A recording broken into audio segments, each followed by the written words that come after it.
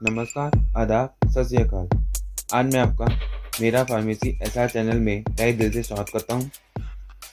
चाहे वे बच्चे हों, वयस्क हों या बुजुर्ग हों, मौसम के बदलते ही हमें शारीरिक बदलाव से देखने को मिलते हैं। मतलब सर्दियाँ आते ही हमें खांसी, सीने में जकड़न, सांस लेने में दिक्कत सी परेशानियाँ होने लगती हैं, जिस कारण से हमें तरह तरह के उपाय करने का मन करता है और हम कर भी लेते हैं, जो हमें नहीं करना चाहिए, क्योंकि ये एक प्रकार की क्रोनिक ऑब्स्ट्रक्टिव पल्मोनरी डिसीज़ है, जिसे हम सीओपीडी भी कहते हैं, जो कि अस्थमा के कहीं ज़्यादा गंभीर बीमारी है।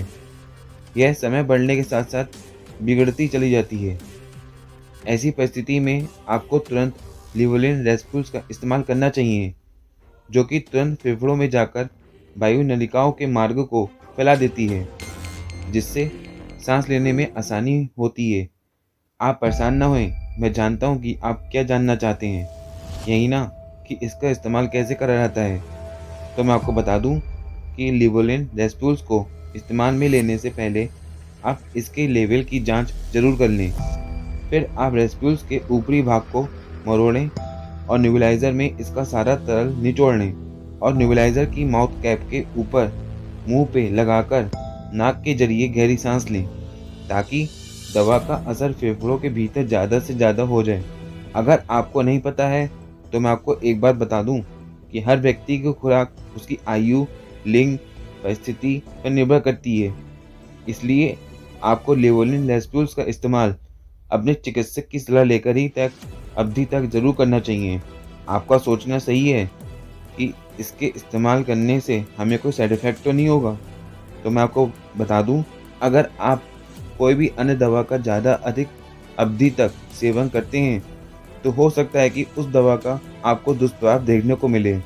ठीक उसी प्रकार लिवोलिन का इस्तेमाल करने से कुछ साइड इफ़ेक्ट देखने को मिल सकते हैं, जैसा कि श्वसन नलिका में सूजन आना, चक्कर आना, दर्द होना, नाक का बंद होना, उल्टी आना आदि।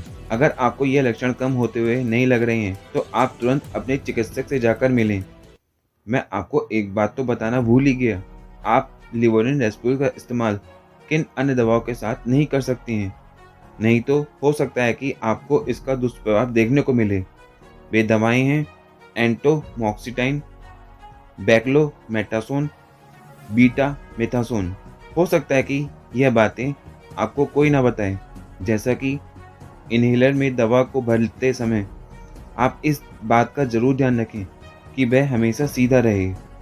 हो सकता है कि साइड इफ़ेक्ट्स के रूप में आपको मुंह सूखा सा लगे, जिससे निजात पाने के लिए आपको बार बार कुल्ला करना पड़ जाए या शुगर फ्री कैंडी लेनी पड़ जाए।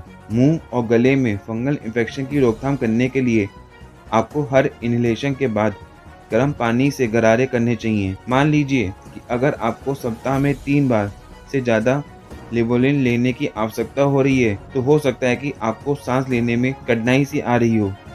अगर ऐसा हो रहा है तो आप तुरंत अपने चिकित्सक से जाकर मिलें। प्रेग्नेंट लेडीज और स्तनपान कराने वाली महिलाएं इसका इस्तेमाल अपने चिकित्सक से राय लेकर ही करें। मुझे पूरा भरोसा है कि आपको लिवोलिन रेस्प्यूल्स के बारे में दी गई जानकारी काफ़ी फायदेमंद लगी होगी। आप अपना साथ मेरे साथ ऐसे ही बनाए रखिएगा, हंसते रहिएगा, हंसाते रहिएगा। धन्यवाद।